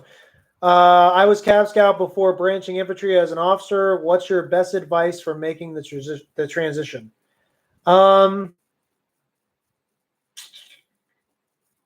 I would say, you know what, man? I think, so you're coming in as prior experience as enlisted. Definitely, yes, the blueberry pancakes are that great, okay? Jack. But yeah, if you're going to commission with prior experience, maintain humility. Just because you have prior experience doesn't mean you know everything. Being an officer is a completely different thing than being enlisted or an NCO or anything like that. You definitely have experience on your side, and you kind of understand how the Army operates, which is great. But I've done so many things before I commissioned. I had been all the way up to Sergeant First Class, and when I commissioned, it was a completely different thing. Being an officer is completely different. So just be ready for that. Maintain humility and ask all the questions you ever need. And yeah, just be humble, man. Be humble and learn. You guys, it's so hard to get off here. Okay. I'm like, okay, one more, and then I got go before the wife gets. I got one more, and then I gotta go. Best branch to commission as to get into SF, any branch. But obviously, if you really want to learn the most before what's going to be tested during SFAS, then you're going to want to go infantry. You're going to want to go infantry, and you're going to want to get your tab, and you're going to want to serve as a PL in a light unit if possible, and that would, in my mind, set you up for the best chance of success for SFAS. But that being said, even if you were like a logistician somewhere, you don't have any PL experience, that doesn't mean you're not going to be successful at SFAS. They don't necessarily look for that. You just might have a little bit more going for you and some prior knowledge. But like SFAS, they're going to size you up as a person. That goes for SOF in general. If you're looking at special operations, SF, PSYOP, CA, all that stuff. During those selections, they're not looking to see how good you are with infantry and necessarily even soldier skills. They're sizing you up as a person. They want to see if you're trainable. Okay. They want to see if you're the right person to be in special operations, period. Okay. So just look at it that way if you have those sorts of aspirations. All right, guys. Awesome participation. I'll be real with you guys. I didn't think I was going to get this many showing up. I will definitely do something like this again. This is awesome. I hope you guys got something out of this.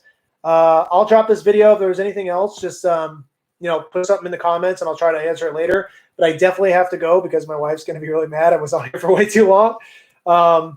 But keep up the motivation. Keep up the good work. Make sure your fitness is on point before you go to Ranger School. Again, you can go to grittysoldier.com, get in the fitness program there. It'll set you up for success. I'm not just blowing smoke up your ass. That's the best fitness program you're going to be able to find, period. Yeah. Besides that, I don't got anything else for you. I'll see you on the next one.